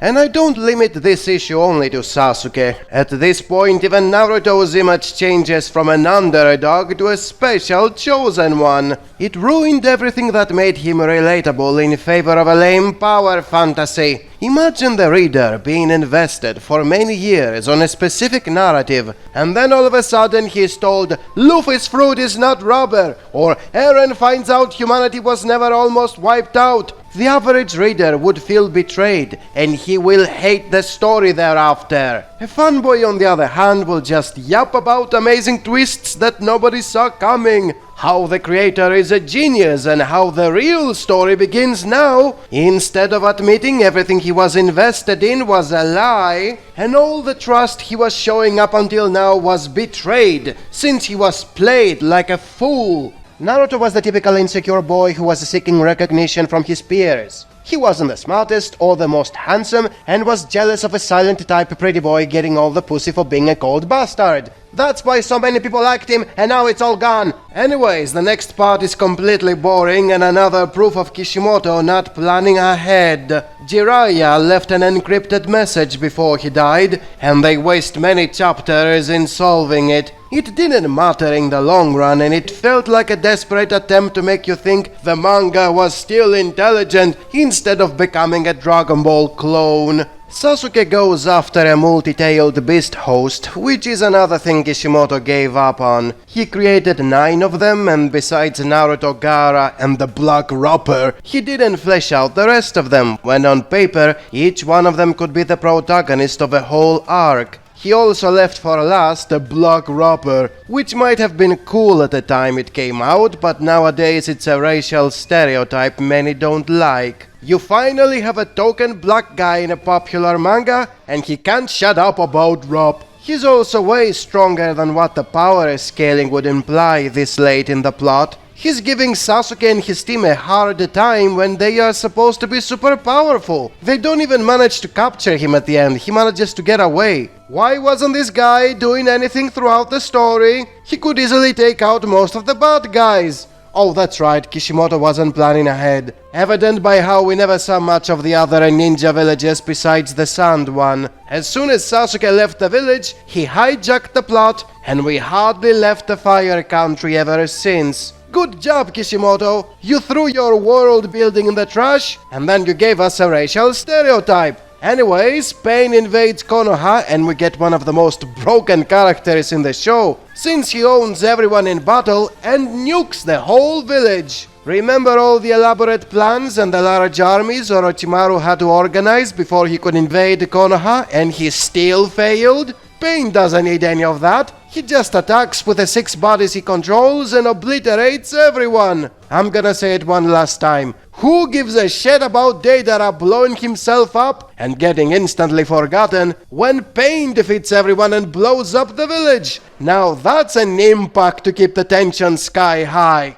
Naruto, like the Goku clone he has become, gets a power-up and teleports back to Konoha. Yes, he teleports, distances have no meaning in the story anymore. He's so powerful everyone else admits there is no teamwork needed with this guy. He's a class of his own, and the best thing they can do is stay out of his way. You are once again reminded why the manga you once knew and loved is dead. Naruto has this trick where when he runs out of chakra, he summons a prepared clone in full strength to replenish his power. This is nothing new, since every move he masters is based on him making more clones to assist him, but it still begs the question, why doesn't any other ninja know of the same trick? Even if they can make one clone at a time, they can still be fighting with that clone while the original is safe in some faraway place. They don't have to worry about getting injured, they can go kamikaze for beating the enemy, and they will still know everything the clone knows. As for what happens when the clone is defeated, they can just make another one and teleport it there again. It's such an easy exploit that doesn't make any sense why nobody thought about it all these centuries. Especially the frogs who are supposed to be sages. That's what you get when you unspool the clones sharing memories late in the story, and then you forget it's not something new for the ninjas of the setting. Naruto still got another power-up even if he didn't have to, since nothing beats his friendship speeches. It was a huge mistake to escalate the amount of damage he could do, since at this point the battles were closer to Dragon Ball than the crafty tactics and stealth we had at the early part of the story. They were mostly about spamming energy attacks and raw power, losing everything that was making them seem smart. Emphasis on sim, not even Pain can tell a clone from the real thing. Also, the power system was so broken at this point. If you have a Sharingan or a tailed beast on your side, and the other side doesn't, you pretty much have an auto-win. Then comes a classic shonen moment where the cool fight stops, so the bad guy can infodump his plans to the protagonist. Thus it's another case of talk no jutsu. That reminds you, you are reading a story for children. Real fights are not philosophical debates. You don't stop trying to murder everyone just to recite some kindergarten message about war in the middle of the war zone. Such things happen in times of peace and inside living rooms while you drink tea or something. You don't do it in the middle of a fight. Thus, whatever ideological debate they are having in this part, it's hard to take it seriously. I don't care who is right, the whole thing is dumb. You know what else is dumb? Hinata's out of left field love confession. Kishimoto once again shows us his complete incompetence to write a female character by having a girl confessing her love in the middle of a fight to a boy she never spent any real time with. The chemistry is non-existent. Naruto was like, what the shit was that all about? And the whole thing ruined the mood of the supposed ideological debate they were having. Well done, Kishimoto. You couldn't even plan out this simple thing. Naruto loses his shit when he sees a girl he never knew that she loved him getting hurt and goes berserk again. He is about to get completely possessed by the Nine Tails, but some ninja magic stops him and the spirit of his father appears to give him guidance. This is supposed to be a big moment for the plot, since they finally openly admit the previous Hokage was his father, and they have an emotional reunion where they talk about the cycle of hatred, but the whole thing is actually yet another detriment. The audience never knew about such a thing happening when Naruto ever gets possessed by Nine Tails. It was explained after it happened, meaning there never was any real danger, since Minato could appear to save his ass no matter what. So much for worrying about losing control and killing his friends. It was fake tension all along. Also, oh hey Naruto, you are not a nobody orphan anymore. You are the son of the Hokage and the destined child of prophecy. What does that say about you acting like a victimized underdog all these years? You are yet another special lineage protagonist that gets a special handling all the time. Neji was right. What follows is Naruto not pulverizing pain to bits for everything he did to his friends and the village in general. He just sat there listening to the flashback and then forgave him, which is basically talk no jutsu followed by power of friendship, stuff you can only expect to find in a story for children. An actually mature plot wouldn't be about forgiveness just because Pain suffered a lot. It wouldn't give him the moral high ground, and above all, it wouldn't have Naruto being calm after all the shit this guy did to everyone he cared about. And even if you were somehow fine with all that nonsense, it wouldn't be about resurrecting everyone Pain killed just because he was forgiven. What kind of horseshit was that? One moment, thousands are brutally murdered, and the immediate next everything is forgiven and the dead return to life. How do you expect to explore the cycle of hatred when you handle it like that? The next part is the 5 Kage Summit, which is so forgettable. It took a dozen chapters just for the leaders to gather, and when they finally began talking, whatever political agendas they were talking about got instantly overshadowed by being told fate has chosen Naruto and Sasuke to be enemies. Basically, Kishimoto tried to make Naruto a war epic filled with socio-political conflicts, and then shut all over it. He introduces a samurai out of nowhere in a story that only had ninjas so far, and he immediately makes them pathetic by having Sasuke and Raikage being a billion times stronger than them. You would think Raikage being so strong would mean something for the plot, but he doesn't. All of the Kage have nothing to do. They are passive observers who are not doing anything and have nothing to offer to the plot, despite being given the perfect opportunity to do it in the meeting. Instead of that, Madara appears and reveals this ridiculous plan about freeing the Ten Tails from the moon so he can hypnotize the whole planet into being peaceful. How do you expect to have a war epic with each faction doing its own thing when you're throwing a danger that threatens everyone? The only thing they can do is form an alliance against this common threat, thus instantly ruining the possibility of an elaborate war epic. It became black and white, us versus them, with no room in between for making things grey. By the way, does anyone remember Kisame fighting Killer Bee at this point? Or Naruto sparring with Sasuke? I sure didn't. They went completely unnoticed by getting sandwiched between the Kage preparing for war and Madara using the moon to hypnotize the planet. The timing of these fights was crap. They don't matter at this point. It's a common problem with many stories that all of a sudden have planet-level threats. Individual actions don't matter anymore. Annie coming out of the crystal in Attack on Titan or the traitor being revealed in My Hero Academia should be events that matter a lot. But exactly because they happen amidst other more important events, they go unnoticed. And while that shit is falling apart, Kishimoto doesn't forget to express his sexism for yet another time. One of the Kage is a woman who only cares about not being called old and has a thing for young boys. Karen, the girl that follows Sasuke wherever he goes, is nothing but a useless fun girl who exists just to praise him and then to cower in the fight. And the only thing Sakura did in this whole arc was to try to seduce Naruto into not chasing after Sasuke, and was then almost killed by him and needed to be rescued for yet another time. Really, Kishimoto? Is that all women are capable of according to you? Anyways, now both Hinata and Sakura want to marry Naruto, and I am sure half the fanboys are not going to burn their manga collection when their ship sinks. I am sure Kishimoto is so good at writing romantic relationships, it will be obvious who Naruto will choose. Right, anime community? Next up, Naruto faces his inner demons for taking control of the Nine Tails. It could have been a cool moment, but Kishimoto made it play out like a rushed and convoluted fairy tale, so as a whole it's shit. Remember how in Bleach Ichigo had an evil version of himself in his mind? Well, all of a sudden, Naruto has one as well. It's a conflict that lasts about 2 pages, and then it's over. Kubo is also a terrible writer, but at least Hollow Ichigo was a character he had bothered to introduce, develop and reach to a catharsis over hundreds of chapters. Hollow Naruto, on the other hand, was created late in the story, only to be defeated in 2 pages. Slow clap for Kishimoto. With his dark side defeated very easily, Naruto can face Nine Tails in what could have been a very serious and dramatic final showdown. Unfortunately, the black rapper is assisting him, and like the black stereotype he was created to be, he doesn't shut up about rapping. Since that is what all black people are doing, they rap and steal bikes. Good luck trying to befriend your inner demons while a black man is rapping non-stop next to you.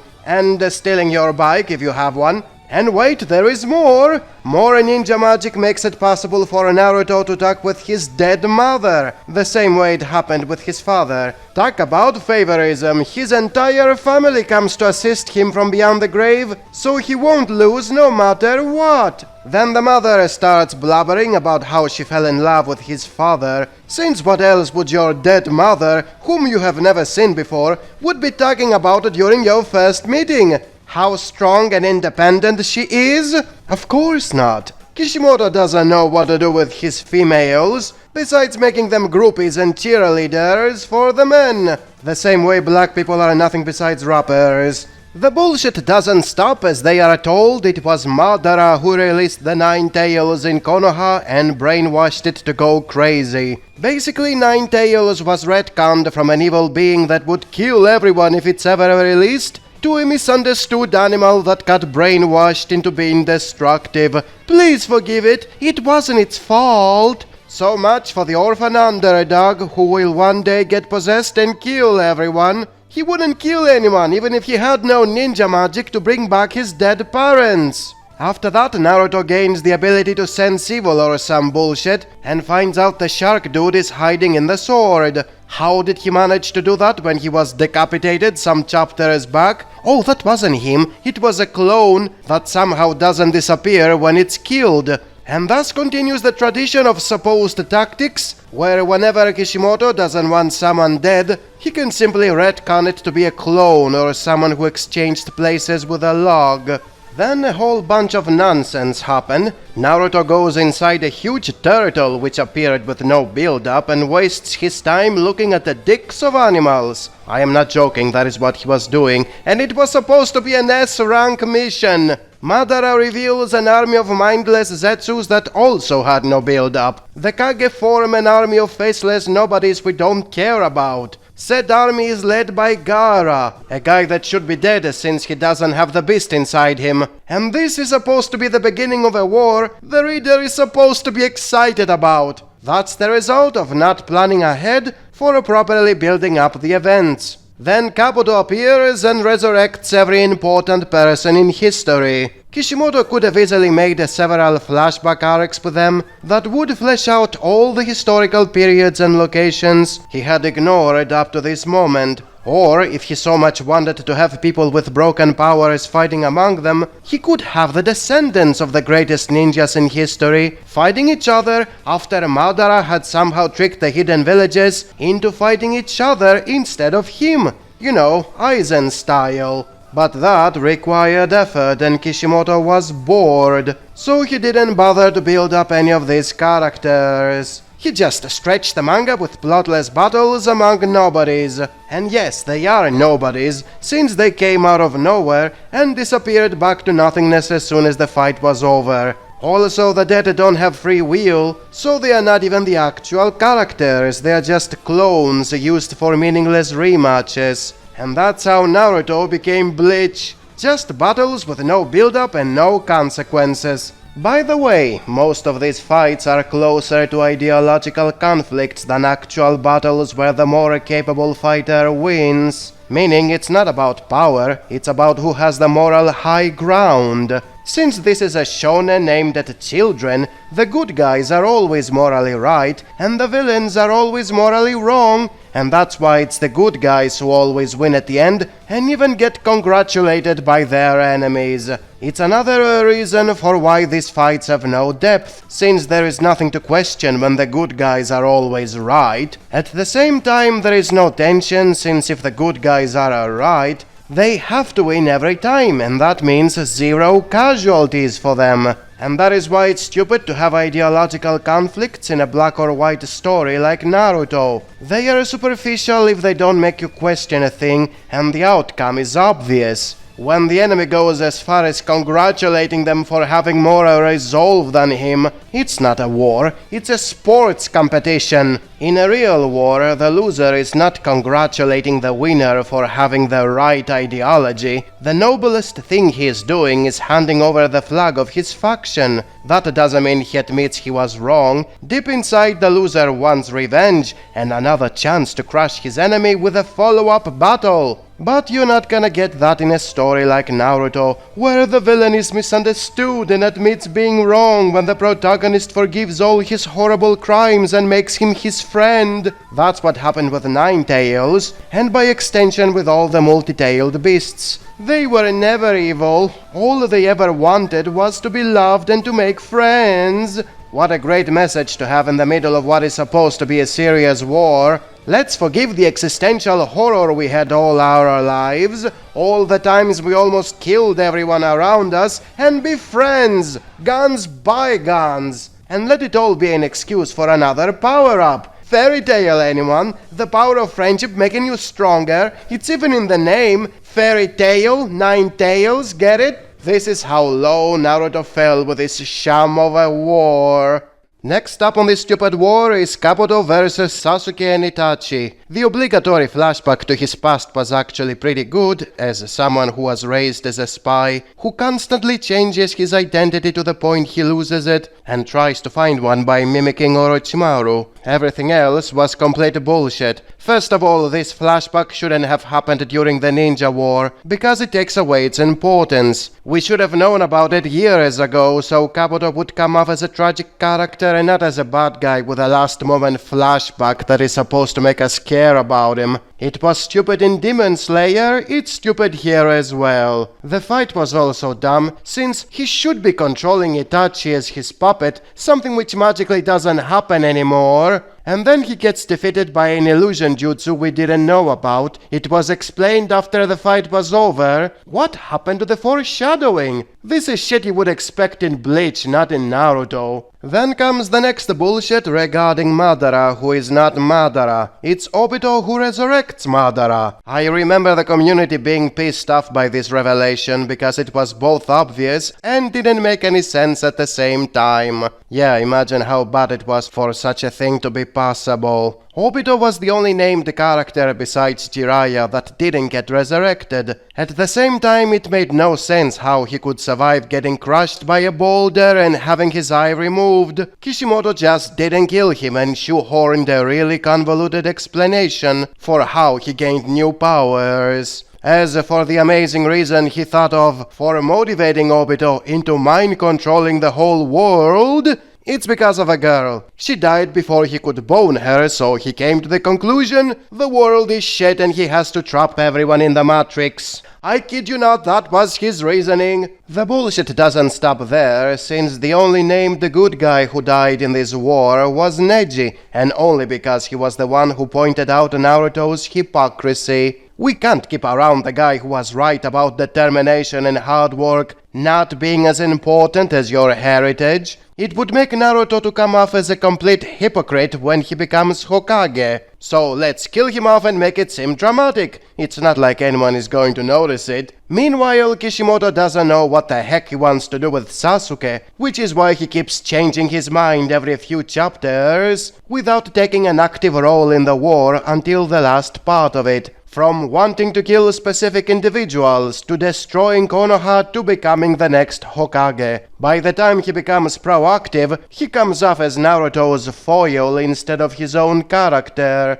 Kishimoto was as confused as Sasuke, since he kept flip-flopping on what someone wants or what something can do. Ten Tails, for example, has more forms than Dragon Ball's Buu, with each one of them doing something different or used in a different way. How do you move from a beast that hypnotizes people to a tree that sucks chakra? Like Buu, injuries didn't mean anything and it could do whatever the plot wanted it to do. Same thing happened with Obito. First he has some sort of teleportation power, and then he gains the powers of the Sage of the Six Paths. Then Naruto uses his infamous Stuck no Jutsu to make him change his mind again. Which doesn't even matter because Madara betrays him and reveals he was the real mastermind who orchestrated the whole plan. If Kishimoto was doing a little bit of planning, this is where the arc would have ended, and a whole bunch of chapters would be spent on preparing the stage for the showdown with Madara. In fact, it would be a great way to throw in all those flashbacks of previous important characters, and to give time to Naruto and Sasuke so they can attain the next power-up. Instead of that, we are still in the same arc, with Madara having the exact same plan as Obito, stealing the same powers from Obito, and the two main characters getting new powers every 3 chapters.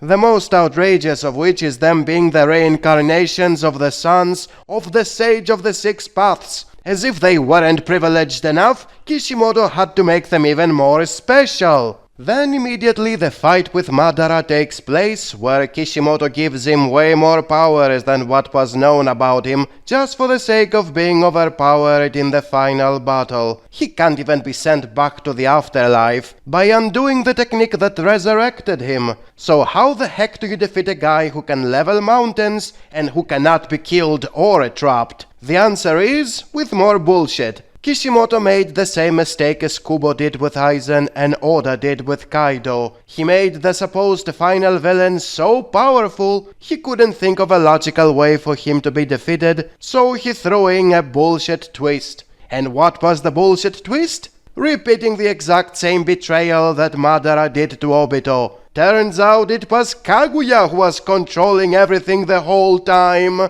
Any logical person at this point will be thinking, who the hell is Kaguya and where did she come from? Besides her name being mentioned once in the early part of the manga and getting a rushed fairy tale backdrop, she didn't exist up until this point, and her betrayal didn't get any proper build-up. If Kishimoto had bothered to spend some chapters on flashbacks while everyone is preparing for the showdown with Madara, then it could make sense. But the way it ended up being is a rehash of Madara betraying Obito without any build-up. Thus, when the heroes finally defeat her, the reader doesn't feel a thing. This is the result of not planning ahead. What follows the final battle is a completely needless duel between Naruto and Sasuke back at the waterfall. It didn't need to happen, but Kishimoto had promised a rematch between them, so he just threw it in for the sake of having one. It didn't have the emotional weight of when the two of them were mortal enemies and Sasuke wanted to murder everyone.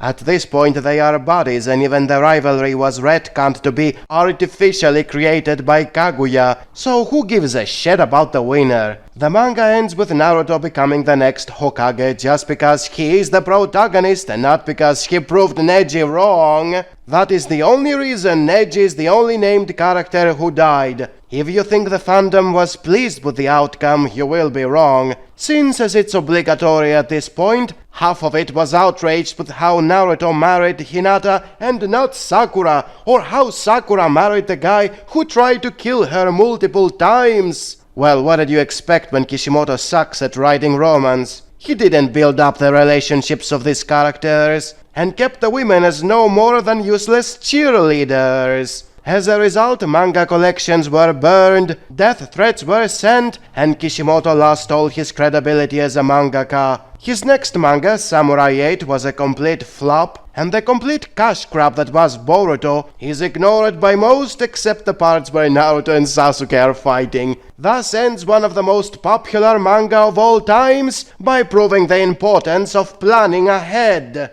And that's how you ruin completely one of the most popular anime in existence. What kind of a fucking idiot can still defend this abomination after everything I said? Naruto is not as bad as a lot of people think. It was just such a fantastic series, likes of which have never been seen. What was really so boring in Shippuden? It was pretty goddamn good. The Obito reveal was fucking awesome. We had literally never even heard about this. Awesome, that was a super hyped up moment. I enjoyed it a lot, very cool. I was super excited. Really interesting things to see. That is just exciting ass shit that's going on. No one exactly knew. That was fantastic how awesome the pain arc is. I mean, what was really so bad about it? That was just so awesome. We got to see some cool stuff out of the main character. That completely surprised me. I wasn't expecting him to die, and it was just great. Naruto Shippuden was not nearly as bad as people are saying. There was not really any arcs with any huge problems in it. If you're able to ignore the whole Kaguya situation, it's pretty solid stuff. This is the 10th Naruto movie taking place after that ridiculous ninja war is finally over. The thing with this movie is that, unlike all the others which were filler, it is canon and takes place before the time skip of the last chapter. It might have been a bit original as an idea if Dragon Ball Z hadn't done the exact same thing with Battle of the Gods. What makes this particular gimmick in the timeline disappointing is that there is no excitement regarding the conflict of the story. The whole fuss about the moon falling on Earth, wiping out humanity, instantly becomes unimportant. We knew right away that the good guys will win and survive since we see them in the last chapter. Okay, of course, and you'd expect the good guys to always win in such childish stories, but that doesn't mean you should make the outcome obvious before the first trailer is even out. But it's not like anyone cared about what the conflict is about. The only thing the movie had as its trump card was showing how Naruto and Hinata finally become a couple. That is literally the only thing that matters in it. And even that one thing is handled in a ridiculous way. Since Kishimoto has no idea of what romance is, he made the whole thing seem forced and artificial. It is so fake that it's as if you were watching fanfiction made by the actual creator of the show. Let's go over the basic events one by one. The first part of the movie shows Naruto being the hero of the village, a role model for all the boys and a fuck buddy for all the girls. Meaning that he finally achieved what he always wanted since episode 1. We should all feel proud at how hard work and persistence can make even the underdog everybody loathes at first to be able to become the best in the world. Too bad that we can't, since he was the chosen one and all that hard work was bullshit. Destiny would let him win regardless of what he had done. Anyways, this first part is basically Naruto being chased around by girls who are after his D. But since he is gay for Sasuke, he doesn't care about any of them. They try to make it seem like he is too dense to understand what they want, but come on. If you are a 17-year-old male who knows how to turn into a naked girl and is still not sexually attracted by 1,000 willing females rubbing all over your body, you are not straight. Hinata is the only girl not hitting on him, cause she's shy. The only trait that defines her as a character. What, you expected more development in a show like Naruto? You should be pleased if they go as far as changing clothes once every 3 years. That's as far as it will ever get. This super harem of one indecisive lead being surrounded by 1,000 horny chicks is eventually interrupted by yet another group of evil ninjas who attack the village and are after Hinata. Obvious plot hole right here, by the way. That security system the village has is magically not triggering when invaders appear like it did with Pain. I guess all the ninjas are asleep. After some convoluted explanation, we get even more assholes thrown into the backdrop story of this world regarding some faction on the moon that wants to wipe out humanity with yet another power-up of the magical eyes. Remember when the show was not always about the magical eyes and huge magical animals? Yeah, it was so fun back then. Anyways, our heroes conveniently find this portal that can magically teleport them on the moon. Once inside, they are struck by some illusions that make them see stuff from their past, and that is how Naruto starts realizing Hinata loves him. Yes, you heard right. For the millionth time, a flashback is used to excuse plot. And it still doesn't have any effect for the next hour, because Naruto is still unable to realize what that means. I told you, he's gay. The next part is the usual fuss all such movies have. Some one-dimensional villain wants to blow up shit and get the ultimate power, blah blah, seen that 1,000 times. You can swap the script with any other movie from any other fighting shonen and you won't even tell the difference.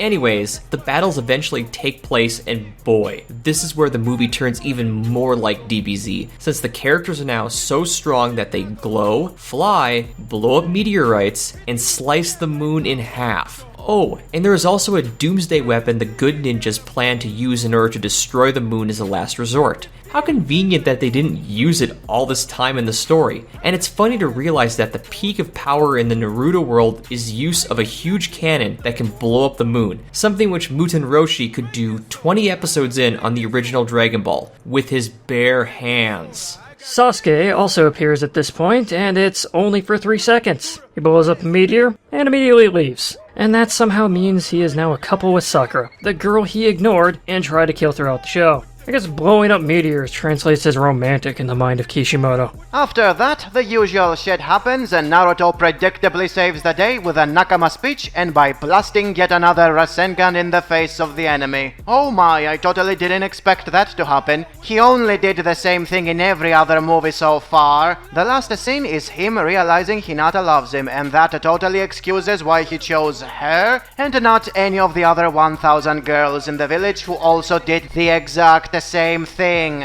And that is how the movie ends. What a waste it was. But hey, at least it is the last one. As the title suggests, no more of this crap. Nah, who are we kidding? Kishimoto would be insane to stop milking this franchise. The title quickly becomes a troll once you know that there is another movie named Boruto coming after it. Stay classy, Kishi. You are such a great writer.